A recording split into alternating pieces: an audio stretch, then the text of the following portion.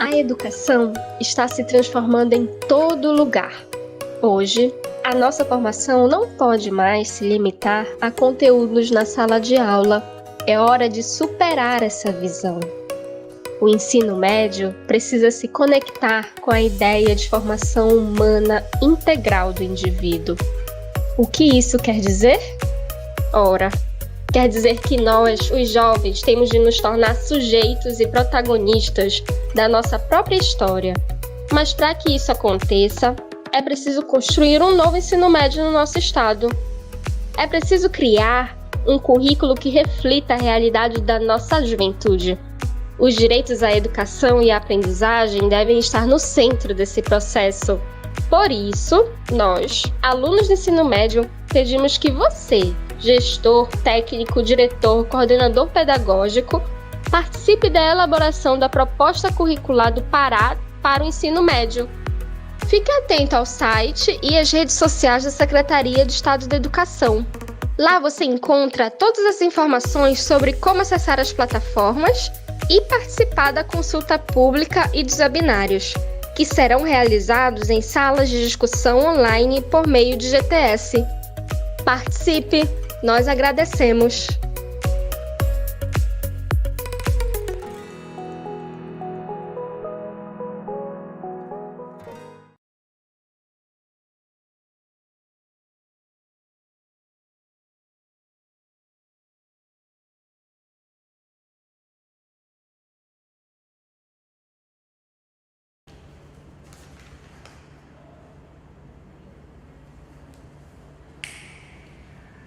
Bom dia a todos que estão aí do outro lado assistindo essa live. Nós estamos dando continuidade aos debates aqui do webinário realizado pela Secretaria de Educação, que vai discorrer sobre o documento curricular, o documento preliminar, que está inclusive disponível no site da Secretaria, nesse momento para consulta pública. E nesse momento nós vamos debater a área das matemáticas e suas tecnologias. Estamos aqui com os professores Gerson, Maísa e Flávio, onde falaremos sobre essa construção coletiva que se deu durante o ano de 2018, 19 e 20.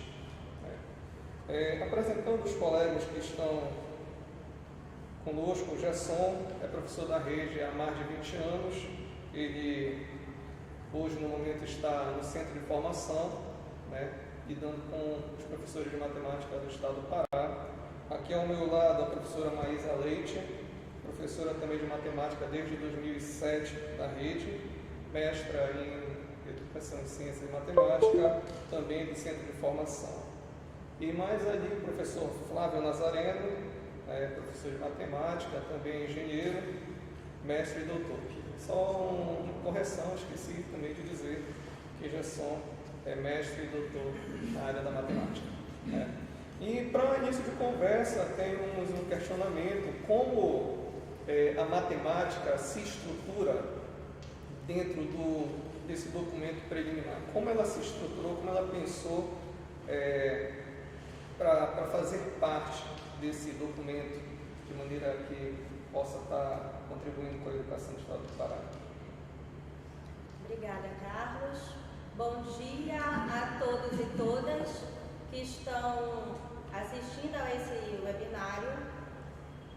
Nós temos a alegria de apresentar a nossa área da matemática e a maneira como ela está proposta dentro do documento curricular para o ensino médio.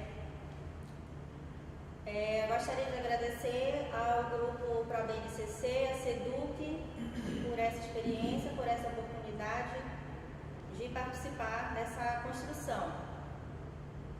Como o Carlos falou, eu sou professora da rede de matemática e eu e os meus colegas pensamos para a área da matemática de que maneira nós poderíamos nos enquadrar, nós poderíamos nos alinhar à proposta geral do documento, que, como já foi debatido, nós temos 3 princípios que norteiam todo o documento curricular, desde o fundamental,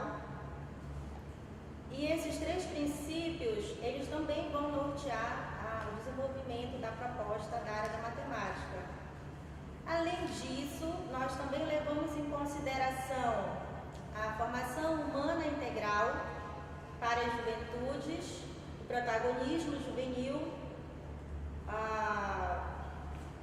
e para construir a área da matemática, nós pensamos então de que forma nós poderíamos contribuir para essa proposta, dadas todas essas condições. Nós podemos dizer que, alinhada à BNCC, nós trazemos o letramento matemático como uma das bases dessa construção. Nós trazemos também a resolução de problemas, investigação científica e a construção de projetos. Então, tudo isso faz parte da concepção da área de matemática, enquanto concepção que norteia a proposta. Nesse documento preliminar, nessa versão preliminar, da área, nós trazemos também a proposta da didática da matemática por meio da teoria antropológica do didático, para discutir uma visão teórico-metodológica da proposta e como meios para viabilizar também todas as formas de processos e pensamentos matemáticos envolvidos no ensino médio. Acredito que os meus colegas também podem complementar essa concepção teórico-metodológica que norteia a área. Fazendo um questionamento aqui para vocês, assim, a Maísa trouxe a questão de que é um alinhamento com a BNCC, mas há uma diferença entre o documento curricular do Estado, que está sendo preliminar, com a BNCC. No que se diferencia no caso da área da matemática, da BNCC propriamente dita dentro do documento? Bem, bom dia a todos e a todas. A pergunta é muito pertinente porque na construção do currículo, muito embora tenhamos que também levar em consideração os documentos oficiais, tá? Isso é uma obrigatoriedade, proposta, então vou falar ainda do processo de transposição didática, um pouco. A gente trouxe algumas concepções alinhadas à concepção geral, que é uma concepção granciana, freiriana, que traz com bastante relevância essa questão da formação humana integral do sujeito. E aí a matemática, ela tem aí um papel importantíssimo, como todas as áreas, Só que a matemática, ela está, se digamos, isolada dentro de uma área com um único componente. Então a gente pensou em articular a matemática entre áreas, para poder fazer essa concepção ela ficar com uma consistência, Então, veja, a Maísa falou ainda há pouco de alguns aspectos teóricos, que a gente traz e que carregam, sim, aspecto metodológico para a gente discutir. É muito importante ter, como já foi falado em outra reunião, eu repito aqui, a gente tem em mente o processo que a gente está passando. A gente está passando por um processo novo, e que é um processo que, na perspectiva de Chevalier, é um processo de transposição didática, e que a gente vai ter um desfecho no final disso. É uma repaginação do saber, é uma discussão, um diálogo, e saberes tomam novas formas. À luz da BNCC, a gente vê muito o aspecto cognitivo, proposto pelas habilidades e competências. E a gente traz essa carga também da formação humana integral com muita força no currículo do Estado, para poder fazer esse contraponto, Dizer, olha, nossa formação, além de saber fazer, precisamos também que nossos alunos, eles saibam pensar, Então, tem um jeito de fazer assim, as coisas, mas tem um jeito de pensar. É aquilo que a gente já falou anteriormente, que é aquela dualidade, teoria prática, que a gente tenta trazer um pouco, ou seja, a matemática não pode estar dissociada, são dois aspectos, não pode estar dissociada dos problemas sociais, Por isso os princípios, né? Os princípios que trazem a cultura, trazem os problemas socioeconômicos e, fundamentalmente, a interdisciplinaridade e a contextualização. E aí que a gente aproveita, né, esses princípios e também a organização que se tem com o novo ensino médio para poder tratar esta parte social da matemática. E lógico, né, a gente precisa muito discutir a matemática nesse aspecto social, esse processo de transposição didática que leva em conta esses problemas que estão associados a outras ciências, né, a ciência como a própria área da ciência da natureza, a área das humanas, né, e sociais, e a área da linguagem. Então, há uma conexão, sim, né, e que a gente tenta, principalmente num trabalho que a gente fez, ainda não apareceu, eu ressalto, tá? Ainda não apareceu neste documento preliminar, que é lá nos campos eletivos. Quer dizer, a matemática segue aquela linha de ter 2 nucleações, a formação geral básica e a formação para o mundo do trabalho. E nessa formação geral básica a gente trouxe sim as habilidades e competências da BNCC e também aproveitando que essas habilidades e competências também nos dão alguns elementos para discutir o próprio documento da BNCC, que não está rígido, que cabe interpretações.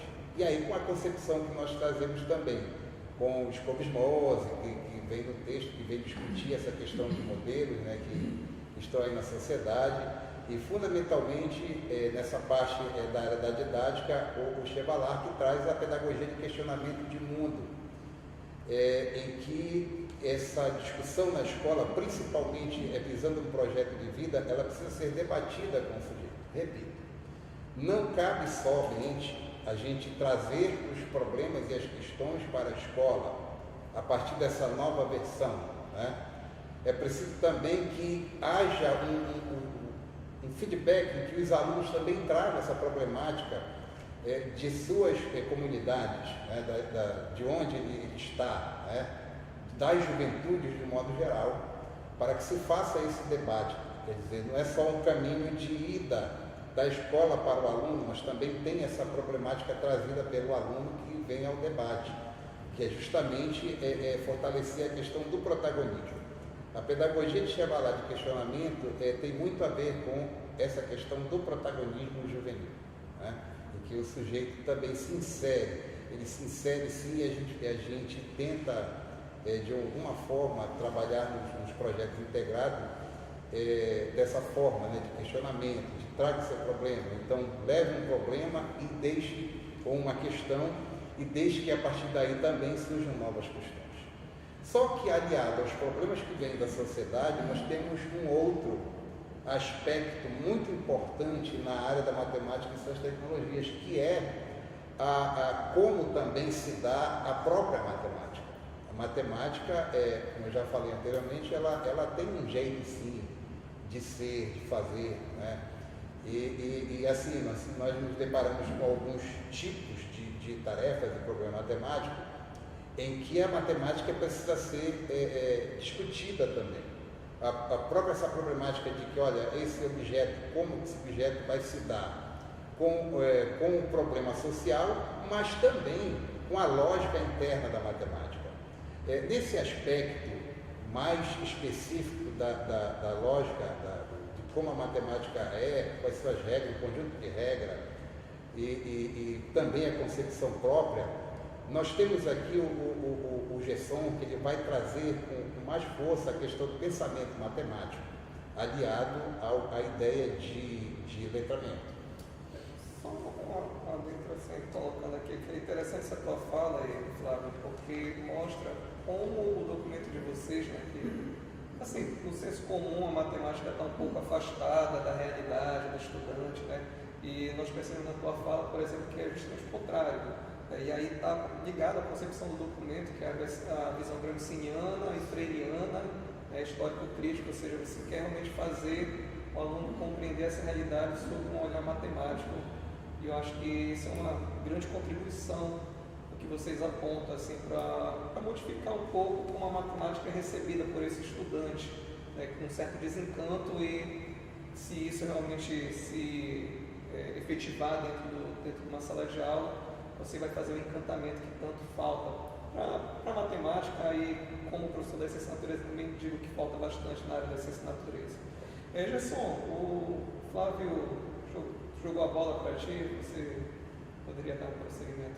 Ok, bom dia a todos e a todas. E a matemática, ela tem a sua especificidade, né? E umas reuniões, eu acho que até o Carlos, ele perguntou, mas por que a matemática ela não está dentro das ciências da natureza? Por que ela se deslocou? Lembra dessa fala uma vez?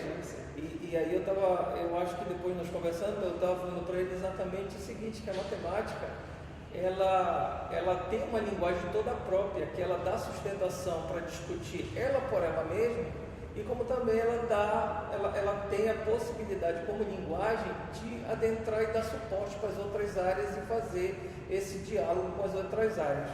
Veja que a matemática ela tem a pretensão da universalidade.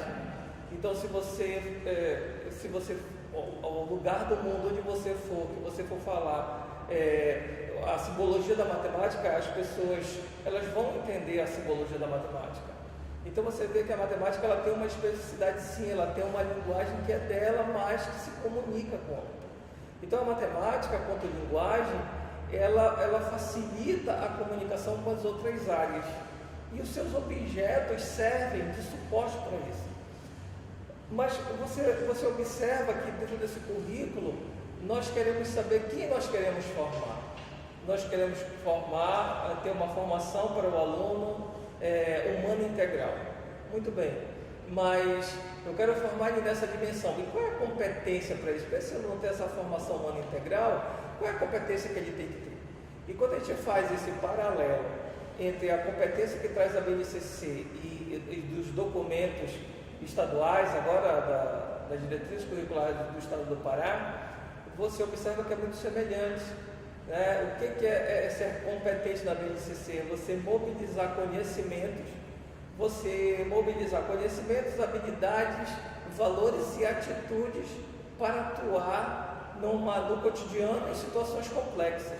Então você veja que o que nós temos que olhar com toda a teoria que está sendo posta, Chevalar, pedagogia de mundo, você observa que a gente tem um foco nessa competência. Então você vê que a matemática, ela é uma linguagem sim, ela tem os seus objetos próprios que facilitam essa articulação. Quando você pega para contribuir nessa competência, os objetos matemáticos linkados com a habilidade, você consegue, a partir daí, desse movimento, você consegue contribuir para o conhecimento, contribuir para um cidadão ético, um cidadão com valores, por causa da criticidade, da análise que isso vai ter. Quer dizer, como é que eu posso construir a nível de mundo, eu sendo formado nessa forma agora da BNCC, nesse formato, como é que eu posso construir o meu projeto de vida, se eu não tenho como analisar, se eu não tenho a expertise da análise, da síntese, da avaliação. Então eu preciso ter esses pensamentos cognitivos aí, para que eu possa construir esse projeto de vida. Então você vê que eu preciso fazer esses movimentos com objetos. E o letramento matemático, ele é exatamente isso. O letramento matemático, ele permite, ele facilita a identificação do estudante, da pessoa, ele identifica e compreende a matemática no contexto de mundo, para que venha na perspectiva de um cidadão consciente, crítico. Então você observa que o letramento por si só, ele já vai ao encontro da contribuição dessa competência. Então você vê que o letramento ele vem nessa perspectiva de suporte para nós alcançarmos isso. E o pensamento matemático que nós vivenciamos, nós temos o pensamento matemático dedutivo, o indutivo, o probabilístico. Então você vê que isso faz parte do nosso cotidiano, localização, a nossa vida para cá. Qual é o sentido, qual é a direção que fica a secretaria? Então você vê que você tem esses pensamentos que já estão estruturados ou em via de ser estruturados. Então, nessa perspectiva teórica, a gente traz o Delfos, que ele fala exatamente, ele tem uma teoria de sustentação do pensamento matemático, que ele diz o seguinte: qual é a finalidade desse pensamento matemático? Ele tem uma finalidade. Qual é a finalidade? Ele fala que a finalidade desse pensamento é classificar, conjecturar, induzir, analisar, sintetizar, abstrair ou formalizar. Mas aí, para isso, ele diz que tem um processo que precisa ser feito. E nesse sentido, ele diz que nesse processo, a representação, a visualização e a generalização, elas fazem parte.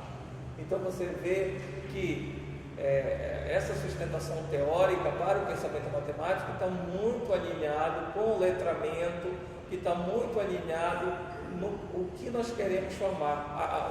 O cidadão humano integral, nessa perspectiva das competências, ele tem que movimentar o conhecimento, o conceito, a conceitualização. Então você observa que nessa perspectiva o pensamento matemático ele entra muito fortemente. E aí nós trazemos também na matemática o Elon. O Elon diz que para resolver um problema você precisa da conceitualização, da manipulação e da aplicação. Então, como é que eu vou ser um cidadão, ter uma formação humana integral, se eu não consigo enxergar o objeto matemático e articular com a habilidade para chegar na competência? Então, é essa postura que nós fizemos, pensando no currículo, nas diretrizes curriculares, nós pensamos exatamente neste movimento. Como é que entrar a teoria do Chevallard, com a pedagogia de mundo, como é que entrar o Elon, que é da matemática, e que fala, nessa perspectiva de manipulação do objeto para construir as habilidades, para poder atingir a competência dentro de um contexto onde nós vivemos hoje. E uma outra situação da matemática da importância, a gente vai discutir no decorrer da nossa conversa aqui. Vou começar colocando aí que eu realmente lembro de ter feito esse questionamento, porque você não estava na ciência da natureza, já teve num determinado momento histórico, né? Mas ainda que o documento aponte vocês como uma área, o documento vem a inviabilizar, por exemplo, uma transdisciplinaridade. Como é que tu analisas essa situação, por exemplo? É possível conversar com outras áreas, ainda que o documento aponte? Sim, veja que é possível pelos próprios pensamentos matemáticos. O próprio pensamento matemático, ele desenvolvido, ele conversa com qualquer área do conhecimento, porque você pega, por exemplo, em linguagem, tem lá, tem uma eletiva que fala esqueci agora, sobre mídias. Então, se você for ver, como é que você vai apresentar um trabalho que fale sobre determinado assunto político, por exemplo, na mídia, se você não tiver a leitura matemática, se você não tiver o entendimento da sistematização da matemática, daqueles gráficos, daquelas tabelas, daquelas porcentagens. Então, nesse sentido, o pensamento matemático, a partir da TAD, ela dá suporte não só para trans, mas também interdisciplinar, que é a proposta do currículo, é ser interdisciplinar, é nós conversarmos entre nós, não é? Então, a matemática com o pensamento, com a teoria, com a TAD e mais o Elon, olhando para o objeto, conhecendo o objeto, manipulando esse objeto, adquirindo habilidade para resolver o problema, investigação científica, tem questionamentos científicos na ciência da natureza, que a matemática vai lá como suporte e dialoga. E muito bem. Índice de desenvolvimento humano. Aí, quando você olha assim, o que significa esse índice de desenvolvimento humano, você precisa fazer uma leitura disso. E já entra na questão, como é que ele é avaliado? É a educação, que é uma das variáveis para esse índice. A questão da saúde básica, são variáveis para você entender esse DH que varia entre 0 e 1. Só que quando você olha para a questão da saúde, entra a questão biológica, né? Entra a questão, vai embora a discussão. Então a matemática ela tem essa articulação e a gente, e veja que nós estamos fazendo uma proposta, né? Tem várias propostas, mas a gente alinhou nessa perspectiva. Jogando aqui para vocês, né? Nós vivemos uma realidade hoje, esse é um documento preliminar que está aí sendo colocado para consulta pública, e queremos que os professores possam estar realmente participando disso, porque é isso que vai tornar o documento, vai melhorar o documento, e esse é um documento vivo, ele não vai estagnar em nenhum momento, é um documento que evolui no sentido de se modificar, mas traçando um paralelo com o que temos hoje, gente. O que nós temos hoje e esse documento, né? Por que esse documento, o que temos hoje? Por que não queremos o que temos hoje? Por que pensar esse documento, o que ele pode estar agregando aí para essa melhoria do ensino da matemática? Como o Flávio colocou aqui, o jovem tem que ser protagonista nesse processo. E o que nós temos hoje é que o jovem é muito receptor do conhecimento. Então, isso não é mais interessante para os jovens hoje em dia. E esse é o grande desafio desse currículo e, para além dele, esse é um desafio nosso como profissional. Porque esse jovem, os professores, eles têm a prática e eles falam isso com muita verdade.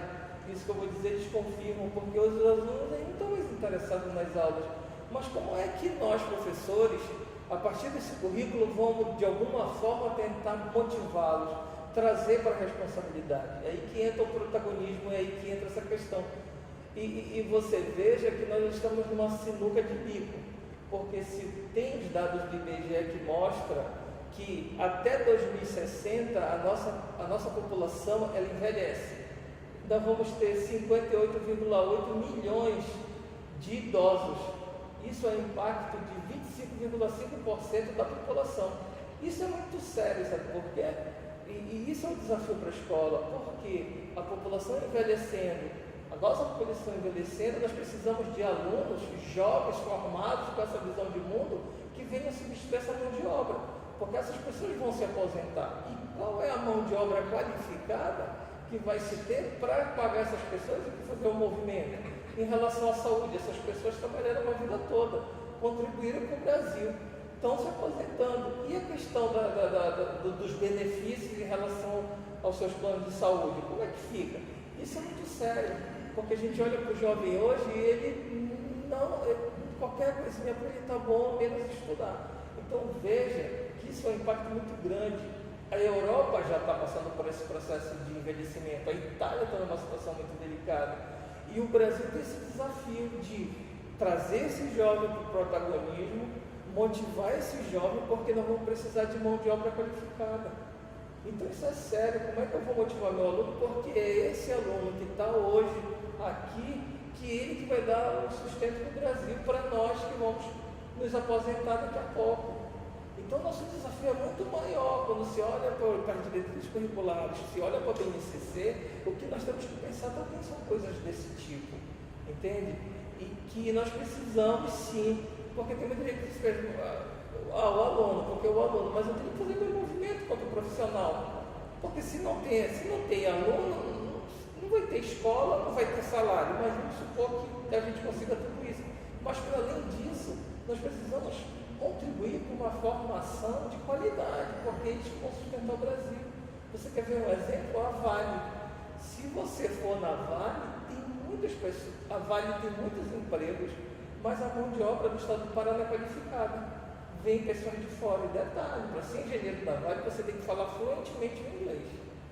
E veja que com todo esse movimento que a gente acaba de conversar, nós estamos conversando aqui, as mãos de obra não sendo qualificadas e essas empresas a nível multinacionais, elas vão chamar pessoas qualificadas que vão vir de fora do Brasil. E dependendo da formação dessas pessoas, nós vamos estar numa situação muito delicada. Não é? Então, muito delicada. Então, nós temos que atentar para isso, ter esse entendimento, essa leitura, da nossa importância quanto profissional da educação, quanto professor. Porque parece que o professor ficou aquele de qualquer um, agora pode ser professor, não, tá bom. E quando na verdade é a mola propulsora para isso. Se a gente não contribui efetivamente para uma formação de qualidade, não trazer esse jovem protagonismo, que ele entenda a importância dele, todos nós vamos sofrer consequências disso. É mais ou menos esse o pensamento que quando eu estava escrevendo a BNCC, as diretrizes curriculares, é o que me que me preocupava, porque é isso que vai acontecer. Então ele precisa ser o ator sim dos movimentos. E o projeto de vida ele vem agora fazer isso. O aluno vai ter as eletivas, ele vai lá nas eletivas, vai selecionar a eletiva, ele vai participar, então ele vai ser o ator. Agora, imagine todo esse movimento e se você não tiver estruturado esse pensamento matemático, esse letramento, né? É isso, essa é a minha preocupação. Quer fazer alguma consideração, Flávio? Não, sim, eu acho que é muito pertinente o que o Gerson traz. Claro que de outra forma, né, nessa formação humana integral que a gente pensa, não só os sujeitos, os alunos ocupando esse espaço, né, a partir mesmo da escola ter uma formação que ele possa ocupar, sim, existe a formação técnica profissional também, mas aquela questão teoria-prática, ela não é só uma questão, né, digamos, de ter pessoas muito bem qualificadas, mas de terem pessoas pensantes, né? Nós precisamos ter também a questão do o que se tem, por que é assim, né?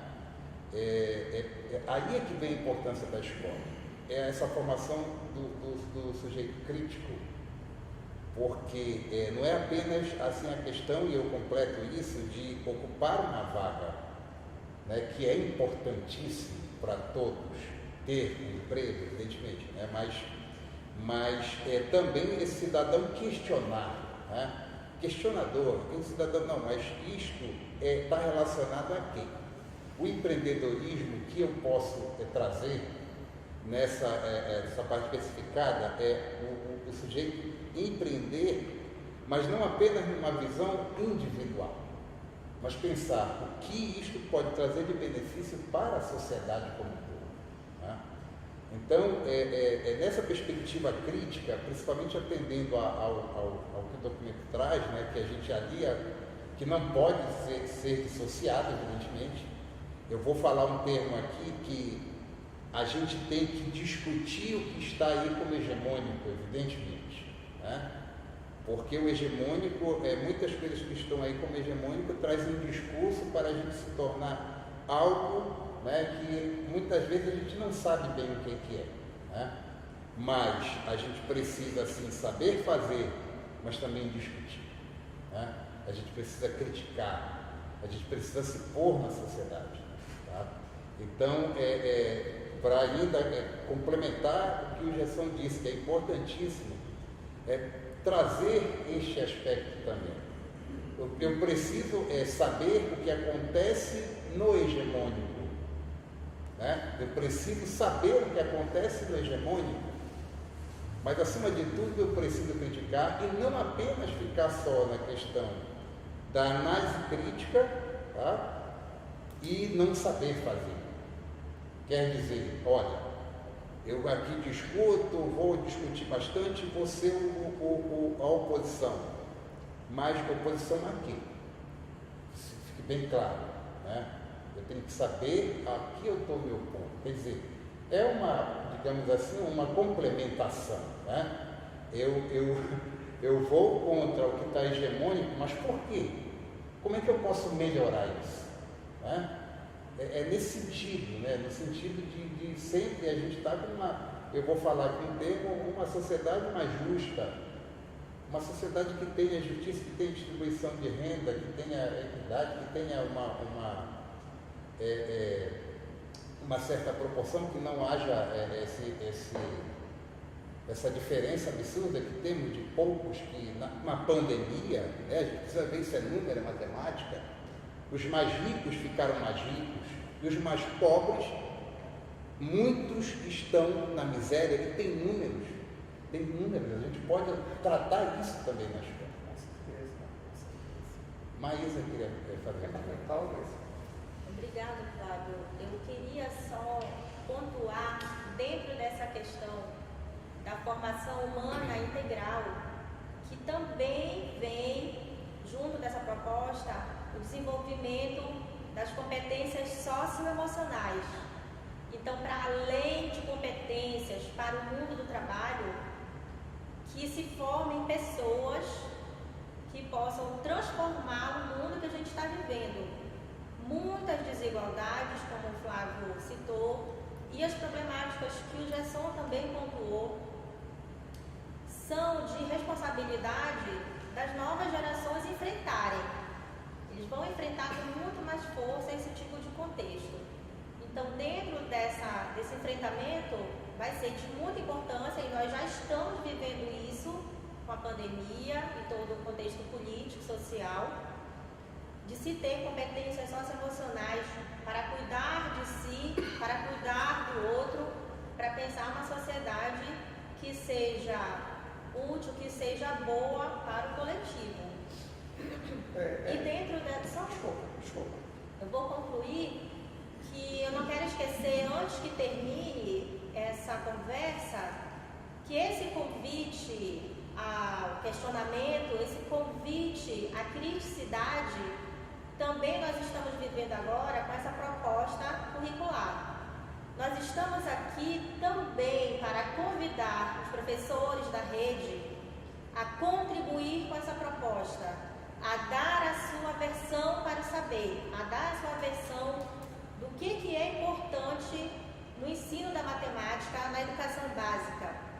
Eu acredito que é muito importante a gente dizer aqui que esse documento ele não está à disposição apenas para apreciação, mas para modificações, para sugestões, para que a gente tenha um documento que seja realmente a cara do estado do Pará, que tenha contribuições das diversas regiões.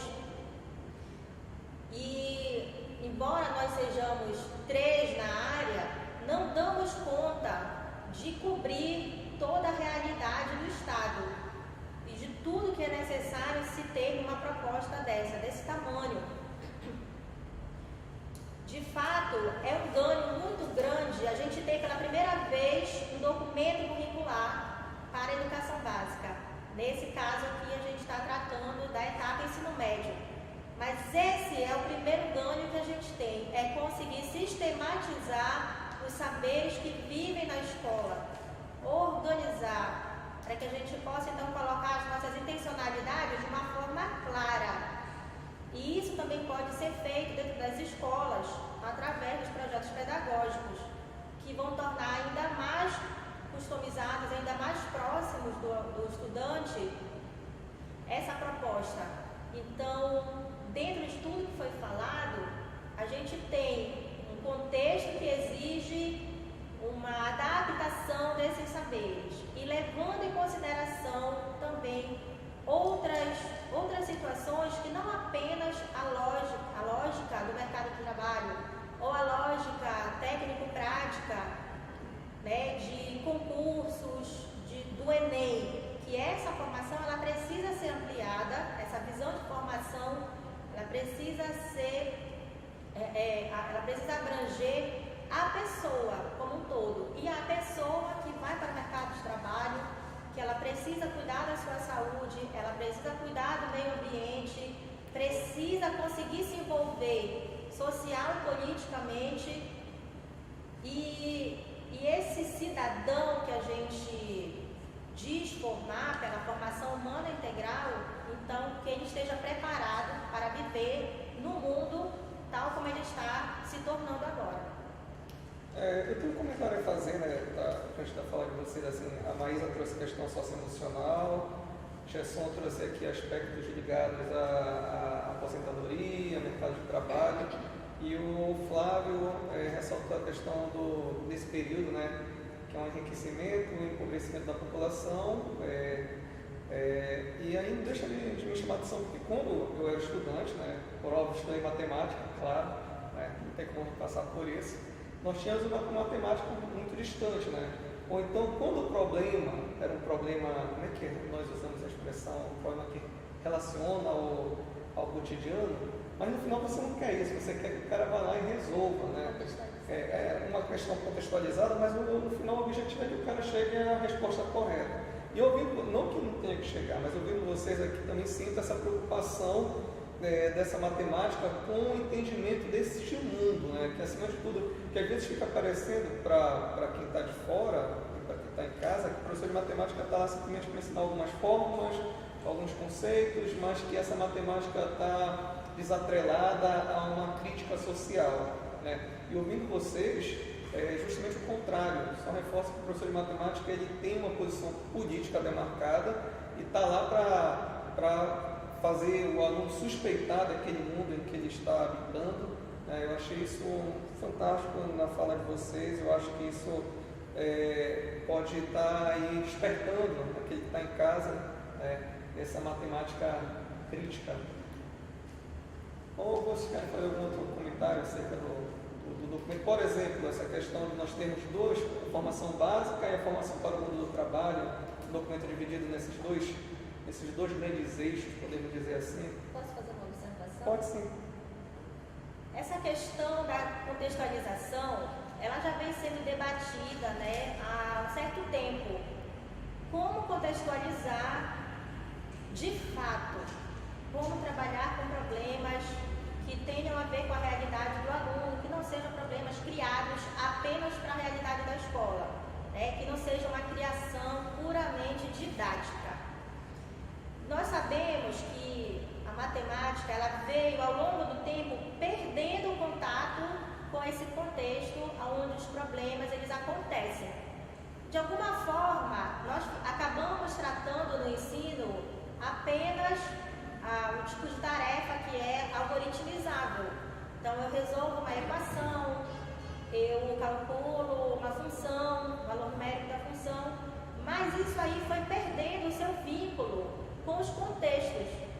E a gente não é nenhuma novidade aqui que esse tipo de problema acontece na matemática, que esse resgate a vida, né, desses objetos, como eles podem ser encontrados na realidade, é um desafio muito grande para o professor. O letramento matemático, como o Gerson falou, é justamente a gente conseguir esse reencontro, de conseguir com que o estudante ele mobilize em diferentes contextos a argumentação matemática, a resolução de problemas e consiga dar respostas para esse contexto. Embora a gente tenha na matemática regras e algoritmos, nós precisamos dar sentido a isso por meio do letramento. Sim, retomando, obrigado Maísa pela fala, retomando a questão dessa divisão, né? Nós temos uma formação básica, né? E a formação geral básica, obrigado Maísa, e a formação para o mundo do trabalho. Como isso está apresentado assim, em linhas gerais, nada muito específico, porque à tarde também vocês vão ter um encontro com os colegas, onde eles irão esmiuçar essa questão. Como é que está? Sim. Eu vou então falar rapidamente que a gente vai tocar nisso, né, na parte da tarde. E a construção básica para a formação geral básica, que eu já tinha até mencionado, ela foi muito pautada mesmo no documento da BNCC, né, evidentemente, e nos princípios norteadores, além, claro, da concepção do currículo. Tá? E aí vocês vão ter, no final, a gente vai discutir um pouco também à tarde, sobre o quadro organizador, como a gente pensou, né, como a gente pensou a matemática a partir do quadro organizador, e algo também que é posto lá, que são as categorias de área, tá? E como elas se substanciam em campo de saberes e práticas. Quer dizer, vem uma organização, né, nessa parte que também foi feita da mesma forma, né, para a formação do trabalho, só que a formação do trabalho, a gente já foi um pouco, digamos assim, o texto ele não está, está ainda em fase de construção, a gente vai precisar também, né, de ouvir as contribuições de vocês. Agora, essa parte que seria o aprofundamento, né, o que o documento traz, e aí eu até discuto com os colegas, né, sobre essa questão do que é a formação geral básica e o que vem a ser a formação do trabalho. Porque a formação geral básica, ela vem como consolidação, né, do que o aluno já traz, mas ao mesmo tempo a gente sabe que há outros elementos que se adicionam a isso, né? Não é só a consolidação, mas tem outros objetos, tem outras habilidades que a gente precisa trabalhar com o aluno. mesmo a partir da BNCC a gente já traz essa versão. Fora que a Maísa já falou sobre alguma coisa sobre o novo ensino médio, né, que tem uma roupagem diferente. Né? E a formação para o mundo do trabalho, que foi aquela parte, digamos, que a gente não está disponível, como eu falei, né? Mas a gente acabou trazendo alguns, ou escrevendo, ou trabalhando em cima de alguns elementos que a gente chama de campos de saberes e práticas eletivas e projetos integradores. E isto, claro, que são as unidades curriculares, isso que vai também dar força ao projeto de vida do aluno.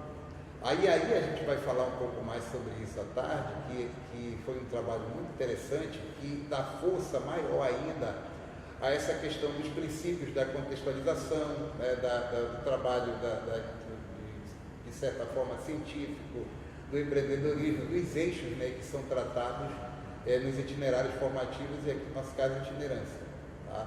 Então a gente articula muito isso em emendas. A gente acabou descrevendo algumas emendas que infelizmente não pôde estar disponível agora, mas o Gerson já falou, né? Eu trouxe algumas emendas, a Maísa também trouxe jogos, a gente trouxe emendas que relacionavam, por exemplo, matemática com saúde, né? Trouxe elementos que relacionam a matemática à educação fiscal, à educação financeira, educação do campo também. Aí é que quando isso for disponibilizado, né, que seria importante que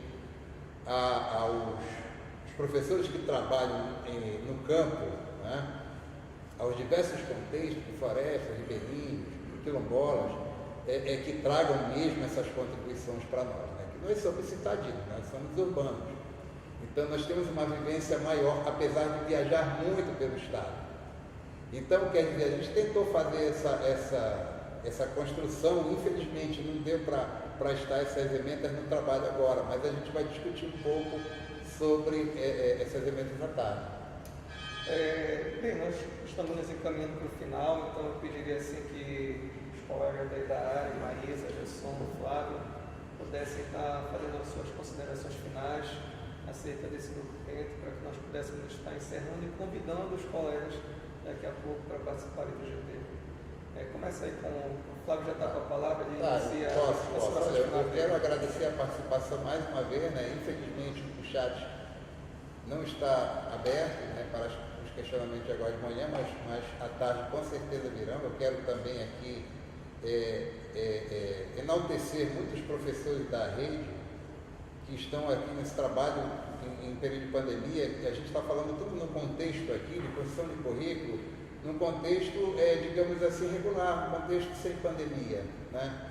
E aí a gente sabe, eu conheço muitos colegas que estão à frente de trabalhos, que estão encarando uma dificuldade, as condições novas diante da pandemia, e mesmo assim estão ali à frente, né? Estão com todas as dificuldades que os nossos alunos têm também, estão tentando fazer o trabalho.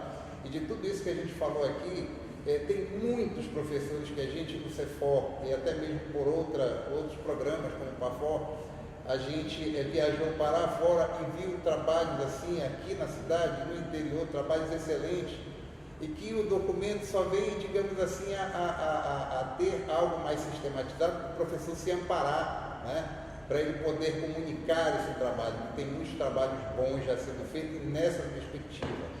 A gente está falando aqui de algo que também a gente pode pensar, olha, é uma nova roupagem, mas tem muito professor já trabalhando assim nessa perspectiva, tá? E eu quero deixar aqui, né, eu quero encerrar essa fala dando assim força e os parabéns aos professores, a toda a rede, aos técnicos e à escola que está encarando esse momento difícil, né, de uma maneira assim muito, digamos, árdua, né, e com perseverança, tá?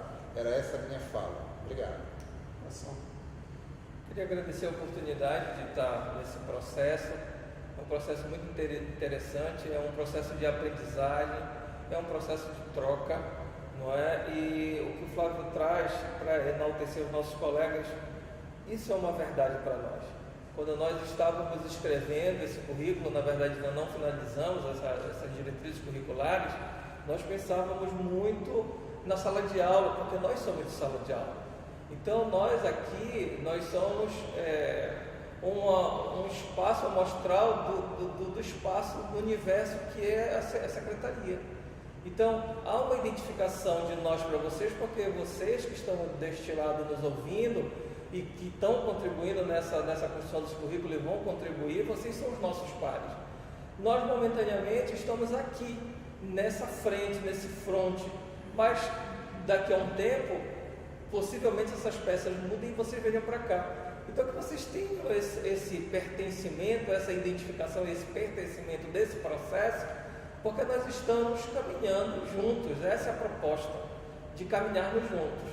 Então, sintam-se acolhidos por todos nós, de antemão, se tiver a escrita não estiver contento, vocês fiquem à vontade para colaborar conosco, trazer novas possibilidades de engrandecimento para as diretrizes, mas que para nós já é um ganho, porque o ensino médio não tinha um documento, uma diretriz curricular, o Estado do Pará nunca teve. Então isso é um grande passo que se dá.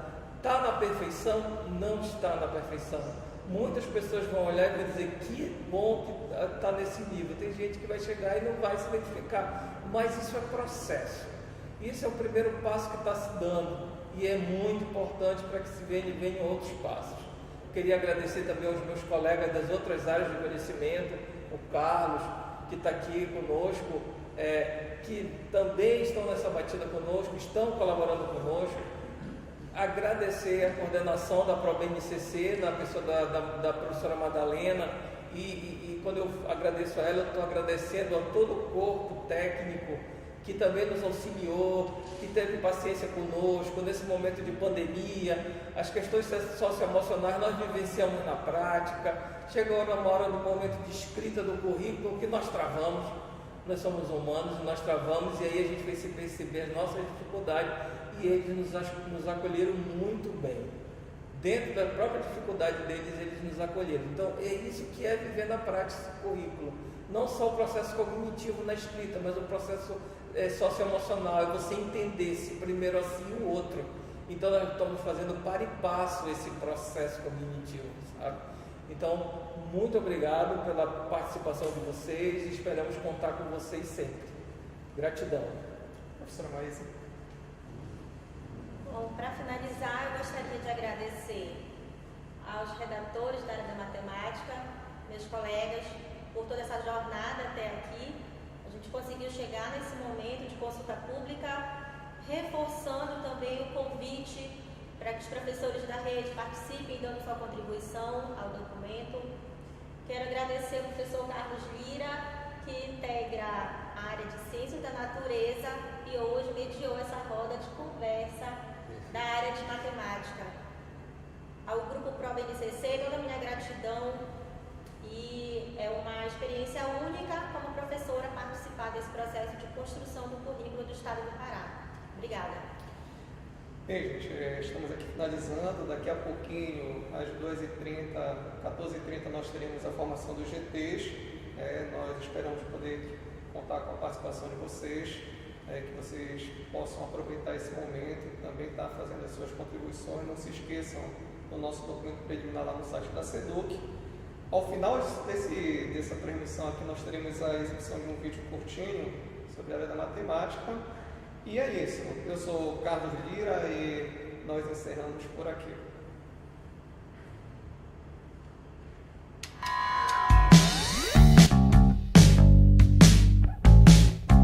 A matemática no ensino médio trabalha aritmética, álgebra, geometria, probabilidade, estatística, grandezas e medidas, mas também considera a realidade de cada um para novas aprendizagens.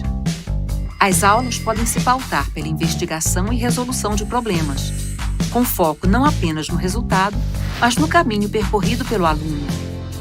O papel do professor é propor situações desafiadoras, antever questionamentos, formular boas perguntas para esse processo investigativo e aprofundar aprendizagens. Trabalhar a matemática por meio da resolução de problemas é encontrar soluções diversas e criativas. Os problemas transformam-se em pontos de partida para que os estudantes construam processos de reflexão e abstração a respeito da situação e também dos conhecimentos matemáticos. Vamos a um exemplo. Mostre aos alunos uma manchete que diz: desemprego fica em 11,8 em setembro e atinge 12,5 milhões. Emprego sem carteira assinada e trabalho por conta própria seguem em patamar recorde. Desemprego persistente e as vagas criadas são precárias. 41% dos ocupados são informais. Os estudantes dizem o que entenderam e podem responder que a matéria é sobre o desemprego do país de rocha, ou que muita gente trabalhando sem carteira assinada, ou até égua, o que são ocupados informais? Ouça e os convide a refletir sobre o ano em que a notícia foi divulgada. Quem veiculou, o que é IBGE. Novas questões são colocadas. 11,8% se refere a quê? Ao percentual de desempregados no país. Qual a população do Brasil? Cerca de 210 milhões. E só no Pará? Aproximadamente 8,6 milhões. 12,5 milhões de pessoas para o Brasil é um número grande, médio ou pequeno de desempregados? Grande. O professor pergunta como os alunos chegaram às conclusões, se compararam dados, quais as desvantagens de não se ter a carteira assinada e muitas outras perguntas que a matéria pode suscitar. A aula de matemática virou um palco para a realidade ser discutida. Aprender matemática não é só executar cálculos, mas também interpretar dados e relacioná-los a diferentes situações. Esse exemplo mostra como estratégias, conceitos e procedimentos matemáticos são usados para interpretar situações em diversos contextos, contribuindo para uma formação integral dos estudantes. Isso exige a combinação de vários conhecimentos, formais e informais, que serão apropriados para se colocar as ideias e reflexões em ação. Ideias intimamente ligadas à preparação dos jovens para esboçar, construir e realizar projetos de vida.